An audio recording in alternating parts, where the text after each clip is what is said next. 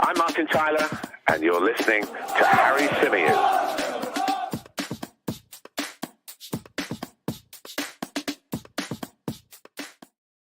Hey everybody, how's it going? Welcome back to another live edition of the Chronicles of a Gooner, the Arsenal podcast, part of the 90-Min Football Network. As ever, I'm your host, Harry Symeou, and on this edition of the show, we're going to be talking Martin Ødegaard, as well as continuing to react to what was a good weekend for the Arsenal. Obviously, a really dominant, controlling performance, a really positive result down at Craven Cottage. We'll reflect on that a little bit more, but the main focus of this edition, this extra edition of the podcast, is to talk about our Norwegian maestro in midfield. Now, I was thinking about whether this was worth doing a show on a few weeks ago when he turned in another masterful performance, but sort of following up from the game yesterday and sort of reading some of the comments that various pundits have put out and sort of scrolling through social media, it became apparent to me that actually the suggestion that Martin Odegaard is the best attacking midfield player in the Premier League is not a ridiculous one. It's not one really for me that's even up for debate at this moment in time. I think he's been so good for the Gunners. He's obviously stepped up to being captain. This season, he's taken things to a completely different level. I think he was great last season, a real key cog in our machine in the way we play, his ability to move the ball, his ability to spot passes early, his ability to press, all of those things as a combined package make him such a fantastic player. And we'll break down some of those individual talents, bits of his skill set, if you like, a little bit later on in the show. But I mean, the more I watch this guy, the more I think that he is by far and away at this moment in time the best creative midfield player. Therefore, you could probably say the best midfield player in the Premier League at this moment in time. Who's better? I mean, people last season would have said Kevin De Bruyne, and I totally accept that. And I would accept even now if somebody said, well, look, Kevin De Bruyne has got incredible talent, and Kevin De Bruyne is still, despite having a bit of an underwhelming season so far, he's still the man in that position in the Premier League. But when you look at Martin Ødegaard's record this season and you break it down, you'll see that he's managed to close the gap massively in terms of his output. But he also continues to give us tons of work off of the ball, tons of work in terms of getting back to defend, chasing people right back to his own penalty area. He's an incredible leader. A leader by example, by the way, not necessarily the traditional type leader that you would think of as in someone that goes around and shouts and ruffles feathers. That's not Martin Ødegaard. He's a very different type of captain, but one that is equally as effective. Clearly has the respect of all of his teammates. He's getting into more and more goal-scoring positions nowadays, often sort of arriving into the penalty box late for the cutbacks. You could argue that although his goal return in the Premier League is pretty good so far this season, you could argue that Martin Ødegaard should have more goals. When you think about some of the chances he's missed, I mean, just off the top of my head, he missed a really good chance, didn't he, up at Aston Villa when it was 2-2. And I can think of various other opportunities throughout the course of the season so far from which Martin Ødegaard didn't score, but really, really should have. And that is a testament to his ability to keep getting into those areas. The guy's fitness is unreal.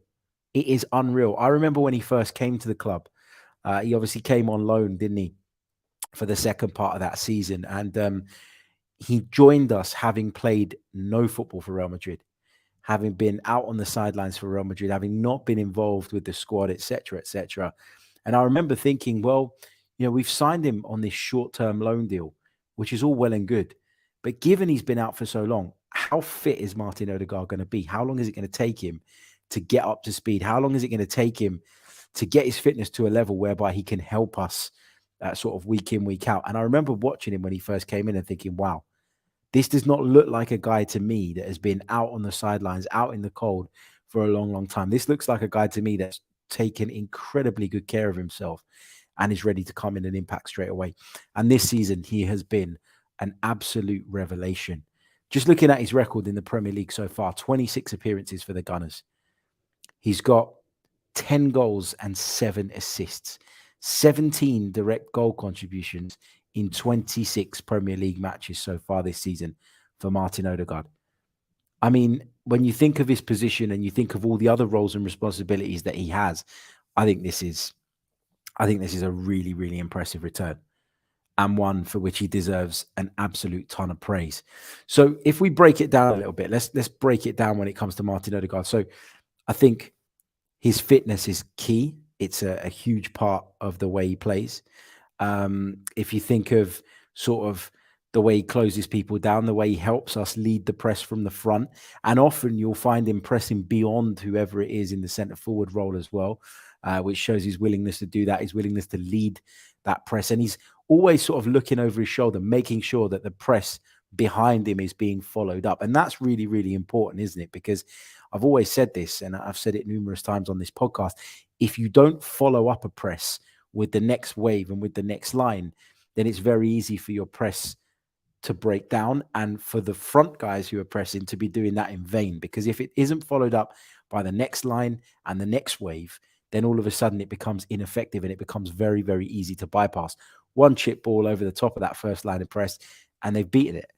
Whereas Odegaard is not only the first to sprint out and close people down and set the tone for that within the team, leading by example, as I say, as the captain, he's also always mindful of what's going on around him. He's always mindful of making sure that that press is followed up. He's always mindful of making sure the right spaces are closed and that the right passing lanes are shut down by the rest of the midfield.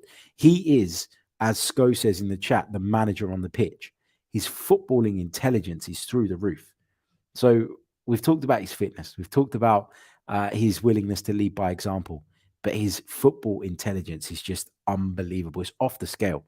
It is off the scale. And a lot of people always say about Martin Odegaard, one of the great things about him is how effective he is in tight spaces, that he can pick up the ball in a really tight space and manages to hold it really well. He's got the ability to drop his shoulder one way or the other way. He's got incredible balance to be able to change direction really, really quickly. The ball sticks to that left boot of his. All of those points are valid. But the reason he's able to keep the ball in those tight areas and operate in those tight spaces is because he thinks faster than everybody else around him. And that is natural. You know, yes, of course, you can develop your game intelligence and your understanding of situations and your tactical understanding of what it is you're being asked to do and how football matches often pan out. But I think what Martin Odegaard has, it's an unbelievable God-given talent. You know, it really is. And yeah, I'm just really, really pleased with what we've seen from him over sort of the course of the last 18 months, I would say. But this season, he's taken it to a completely different level. And it really, really is brilliant to see. So Martin Odegaard, keep it up, my friend. Keep it up. Really, really enjoying it. Really, really enjoying watching him continue to develop and watching this young team around him develop. This guy's just 24 years old. And when you think about what we paid for him, I mean, it was an absolute steal. And when you are a club like Arsenal, and I'm not going to play the whole poverty card because we're not a poor football club. We're not a small football club. We're a huge football club. But even still, we don't have the resources to match the likes of Manchester City, of Manchester United, some of the other clubs in world football who seem to be able to go or willing to go really, really big on certain players. What's really important in terms of making sure that we stay competitive is talent identification. And sometimes you have to be able to spot a bargain in the crowd. And a player like Martin Odegaard probably did have a lot of risk attached to him when Arsenal went out and got him. And there will be some of those that you do and some of those moves that you make that just don't work out. But when they do work out, it's unbelievable. And Martin Odegaard is one that has certainly worked out. He's the club captain, and I think he probably will be for many, many years to come. He's Mikel Arteta's manager on the pitch, as you guys say. And I hear this common criticism that's thrown at him. You know, when we play against rubbish teams, Martin Odegaard's great. But when we play in the big games, he hides. I don't think Martin Odegaard ever hides. What I think sometimes happens is that teams find ways of closing him down. Teams identify him as our main creative outlet and therefore place a lot of emphasis on trying to stop him. And that's all good and that's fine. But what you always get from Martin Odegaard, even in those scenarios, even in those situations where he isn't as effective on the ball, is an incredible work rate, a willingness to run himself down into the ground. And he doesn't hide. He never hides. He might not always be as impactful as he'd like to be, but he certainly doesn't hide. And I think that's an incredibly harsh criticism that people put towards him. People have been waxing lyrical about Bukayo Saka over the last 12 months, and rightly so. But is Bukayo Saka as effective, as impactful without Martin Odegaard in that inside space linking up with him every single time Arsenal go forward? Probably not. Is Gabriel Martinelli as good without Martin Odegaard being able to ping passes out there with ease? Was Gabby Jesus, who was incredibly effective prior to his injury, okay, the goals dried up a little bit, but was he not a beneficiary of Martin Odegaard's unbelievable quality? He absolutely was. Absolutely was. And often the comparison made is between Mesut Ozil and Martin Odegaard. But the truth is, they're incomparable. Mesut Ozil was a genius on the ball, wonderful with the ball at his feet, probably didn't score enough goals, which is a criticism you probably could have leveled at Martin Odegaard last season, but he's improved on that. And you still think that if he finishes a greater proportion of his chances, he could score even more goals and he could become even more effective. And that's scary to think that there's still room for him to improve. But Mesut Ozil never gave you what Martin Odegaard gives you off of the ball. And in this system, in this team, the way we function, it is imperative that everybody pulls their weight. And Martin Odegaard gives you the best of both worlds, both on and off the ball. He is a joy to watch. And I honestly do believe that right now, in terms of creative midfield players, he's the best one in the division. And by some distance as well. Kevin De Bruyne, in terms of talent, of course, he's up there. But has he performed this season? He's been in and out of the team. He was talking himself over the weekend about how he's a little bit miffed by the fact that he's not in the side week in, week out. He's not producing the outputs in the way that Martin Odegaard is this season. I mean, if we have a quick look at that, I'm sure De Bruyne has produced outputs because he's too good a player not to. But he's 31 years old. He's got 4 goals in the Premier League this season. Martin Odegaard's got 10. De Bruyne has managed 13 assists, most of which were crosses into the box for Erling Haaland. But you get the point I'm trying to make. It's that, yes, Kevin De Bruyne has the talent and would be number one in most people's lists, but not everybody watches Martin Odegaard week in, week out. I don't think everybody understands exactly how much influence Martin Odegaard has over this team and exactly how much he has lifted the level around him. Saka's improved around him. Martinelli's improved around him. Jesus is better than the Jesus that maybe you saw at Manchester City. Granit Xhaka has improved and is relishing playing alongside him and Thomas Partey. It's taken him up to a really, really high level. I just think he's a sensational player. He really, really is. And the more I think about it, the more I talk about it, the more I believe that he is the best in the league in that position. And I don't think you can really argue with that right now in terms of current form. I think you can argue the overall question. Is he better than Kevin De Bruyne? Full stop. And it's too early to say that. I agree. Kevin De Bruyne has got way too much credit in the bank and has been doing it for way too many years for us to discount him or discard him. But right now, Martin Odegaard's up there. Let's take some of your questions. Let's take some of your thoughts in the live chat. Obviously, we're still on cloud 9 after yesterday. Really, really positive result. 3 points on the road, 3 goals, clean sheet. What more could you want? We were in a precious situation, given that Manchester City had won at Crystal Palace on Saturday night and Arsenal went to Fulham the next day. Didn't let that faze them and delivered. And that's what you want. Pritesh says, bringing attacking players into Arsenal now. They will love playing with Martin Odegaard. So Arsenal are, again, an attractive place to come. He is a striker's dream. He's a winger's dream. He's a forward's dream. He's anybody's dream at the moment because he looks and comes across as such a fantastic teammate as well as all the rest of it. Okay, Erling Haaland would have looked at Kevin De Bruyne when he went to Man City and thought, wow, this is the guy who's literally going to contribute to probably 3/4 of my goals. He is going to put opportunities on a plate for me, and my job is to convert. My job is to take them. And that's fantastic. I'm not saying again that Martin Odegaard has got that kind of reputation around world football, but my God, it is growing. And there will be forward players that look at him as a reason to come to Arsenal. There'll be players that look at Mikel Arteta and the way he's transformed this team and the way he has developed some of the individuals in it, and will think this is the place for me. Look at Leandro Trossard. Like, Leandro Trossard was great before we signed him, okay? Fantastic player, proved that he was a real force in the Premier League during his days at Brighton. Didn't always do it really consistently, but that was partly because of the team that he was in. You know, I remember people sort of referring to Brighton when he was kind of spearheading their attack, often playing from the left as well. But I remember people referring to them as ex-GFC because they'd get into the final third. It would all look pretty, but they weren't always able to convert, those opportunities into goals and therefore into victories and into positive results. But when you've got such a healthy environment that consists of Odegaard, Saka, Martinelli, etc., and then you bring somebody of Leandro Trossard's quality in and you plug him in, and all of a sudden it sparks something in him to take his game to a new level. The intelligence that he has with regards to his own game that maybe, he wasn't getting the best out of being at Brighton around lesser players.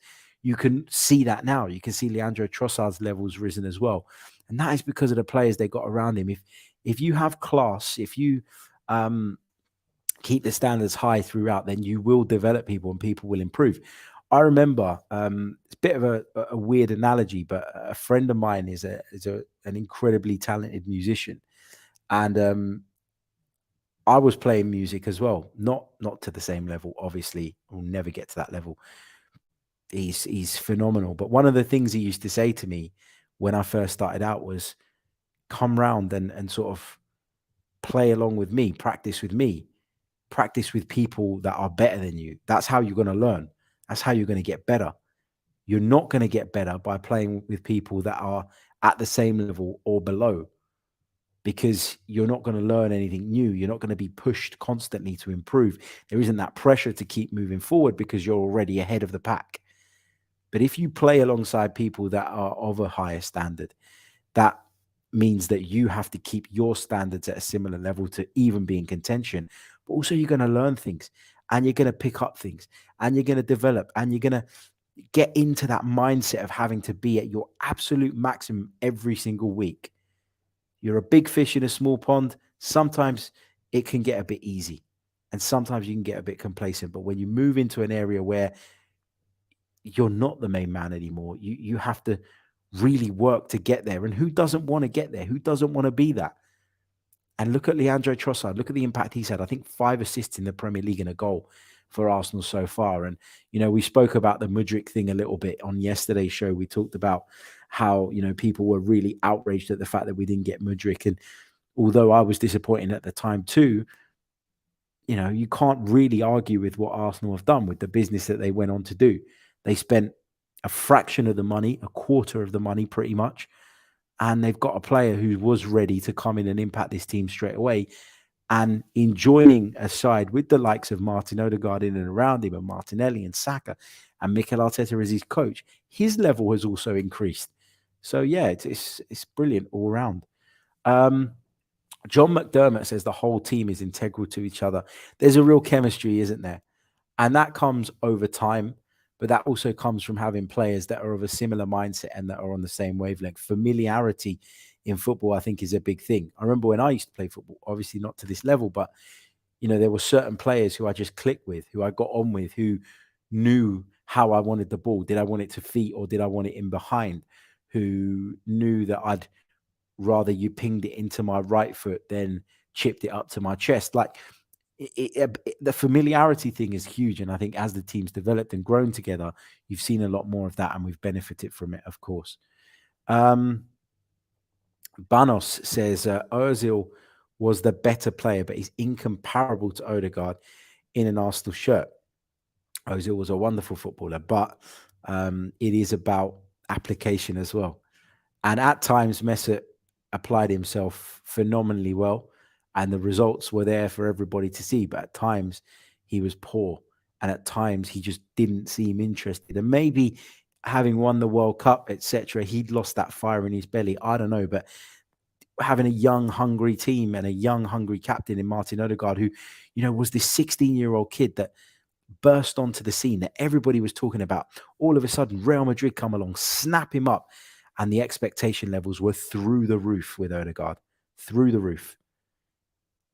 Then fast forward a few years and it didn't really work out. He didn't really make it. He's finally found a home at Arsenal. And now he wants to prove to everybody that 16-year-old prodigy that Real Madrid spotted and went out and paid money for, and moved, a lot of other clubs aside to get a hold of him. He wants to prove that there was a reason that he was spotted at that age. There was a reason that at that point he was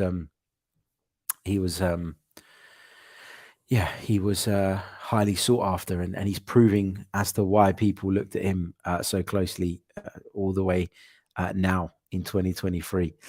Junior Gunner says, I find it absolutely crazy. Had we not sold our best player and decided to panic buy on the last day of the window just over a decade ago, Arteta wouldn't be our manager. Arsene Wenger has done it again.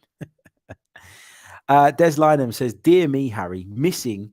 He turns up against another newly promoted club and he's now better than Mesut Ozil and up there with KDB. In current form, he's up there with KDB. And in terms of his impact for Arsenal, well, he's on course right now to surpass what Mesut Ozil achieved with Arsenal. Because this team, whether you like it or not, Des, and you're not the only one, there are a lot of people out there that are desperate to see Arsenal fail, that are desperate to be proven right when they were sitting there 6 months ago calling for Mikel Arteta's head. There's loads of you, but the point is that if Mesut Ozil really cared about Arsenal, things wouldn't have gone the way they did at the end. Martin Odegaard clearly does. And if Martin Odegaard captains Arsenal to a Premier League title, that automatically surpasses what Mesut Ozil achieved at this football club. I'm sorry, but that's the truth of it. And I don't really understand why people like yourself, and there are others as well that regularly pop up in this chat, are going under the false pretense of being Arsenal fans when clearly you don't want Arsenal to succeed. Either you're on a wind-up or you have your own agenda and you want to go around saying that you were right. The truth is, though, nobody really cares because we're all here as Arsenal fans. We all love this club. We all adore this club. We're all behind this team and we're all enjoying one hell of a ride this season. And, you want to discredit our players, that's up to you. But Martin Odegaard is on course to become an Arsenal great. His trajectory is that positive at the moment. It really, really is. Jorn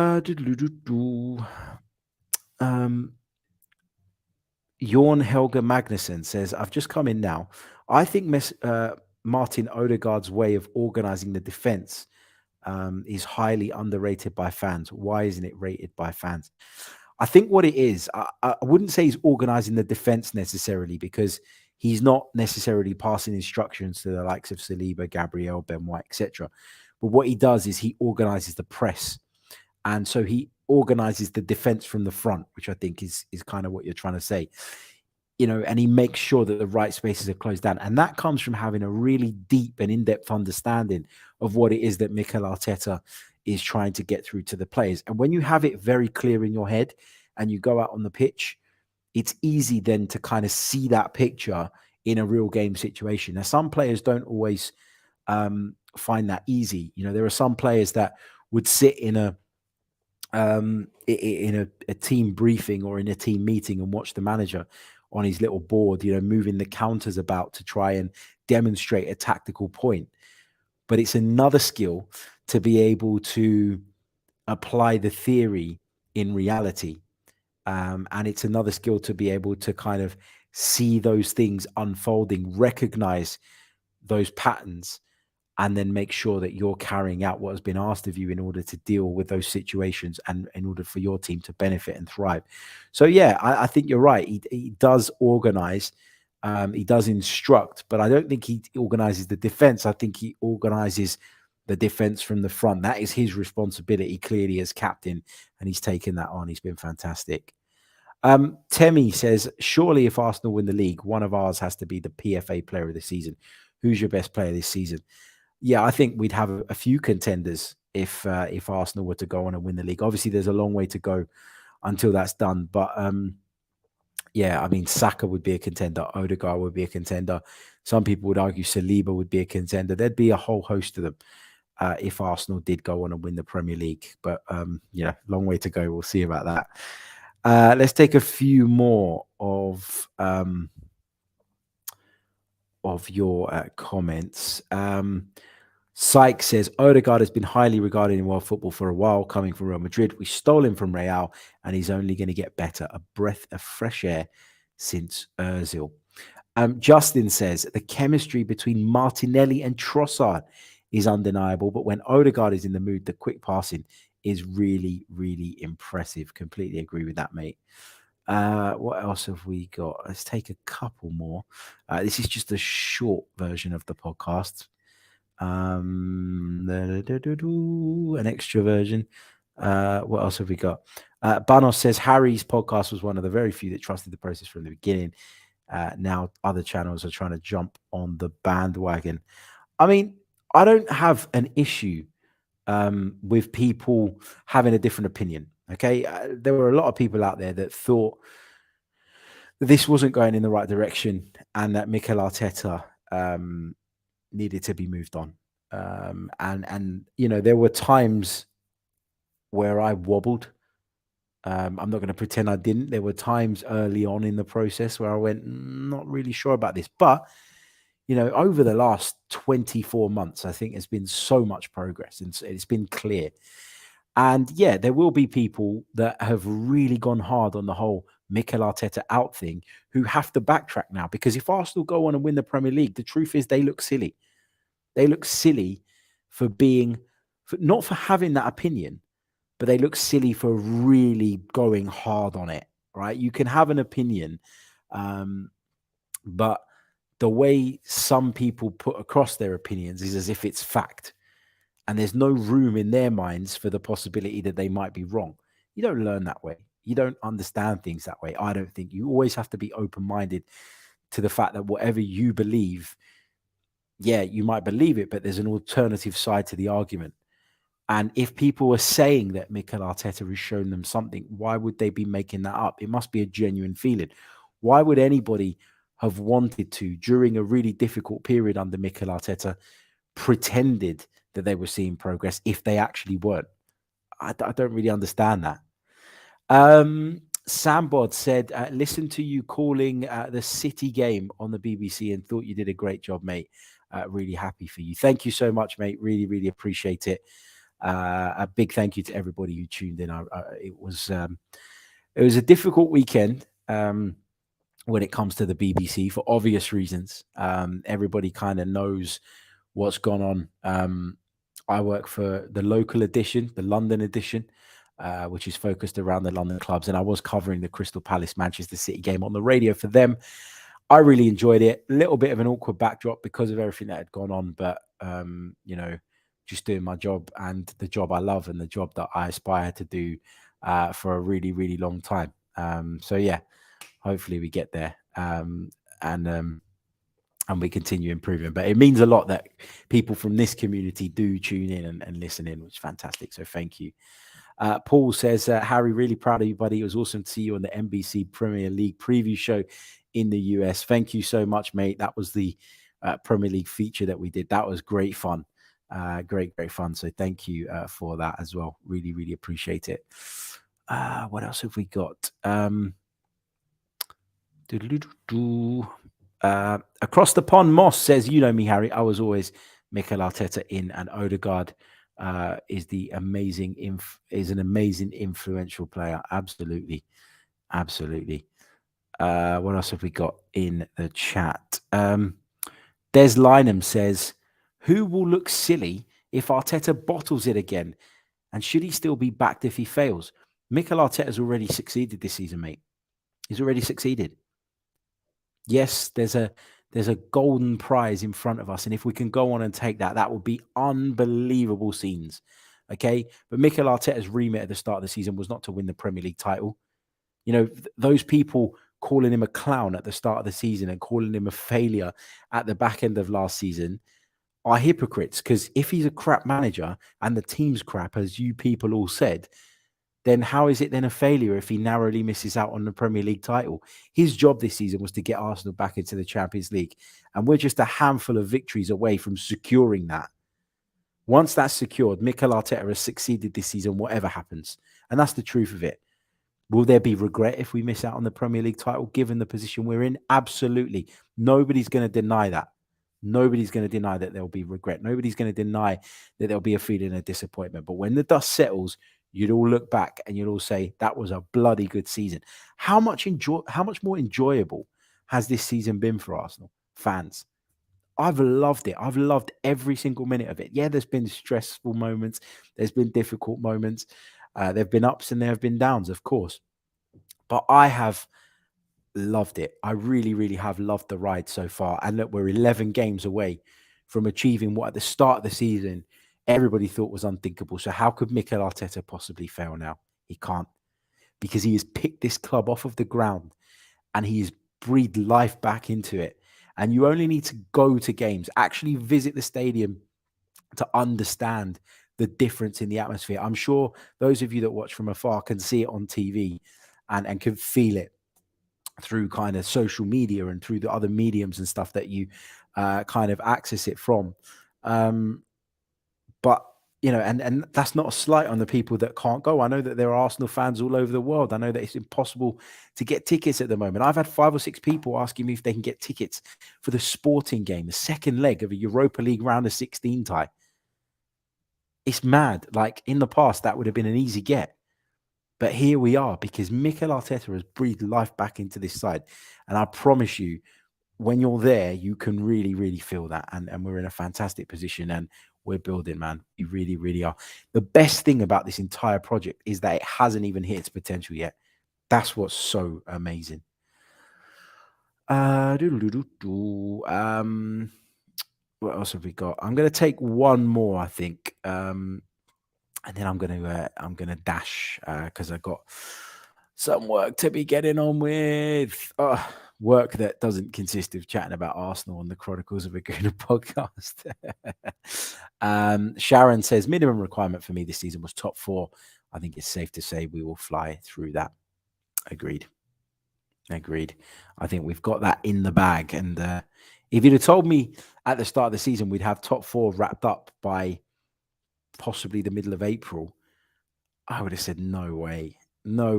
But here we are. You know, we're on course to do that, and we're on course potentially to achieve even more. Don't forget to leave a like on the video. Don't forget to subscribe to the channel if you're new. If you're listening in podcast format, please do leave us a review, because we surpassed the 100 reviews mark, but we want to get as many as we can. When you think about the fact that we probably get 35 to 40,000 listeners per week on the audio. So that's YouTube, not YouTube. This is YouTube. That's Apple Podcasts, Spotify, Google Podcasts, all of those things. It's unbelievable that we only have 100 reviews. So please do leave us a review, 5 stars, of course. Let us know if there's anything you enjoy. Let us know if there's things that you don't enjoy, but leave us 5 stars anyway. That would really, really help. And if you want access to more content, if you want to access the Chronicles of a Gooner Premium, from which you can get player ratings shortly after every Arsenal game, then do visit us on the Another Slice platform. We had a few more signups over the weekend, which is amazing. And I really appreciate your support. You're supporting me, you're supporting the podcast, and you're supporting the Great Ormond Street Children's Hospital as well.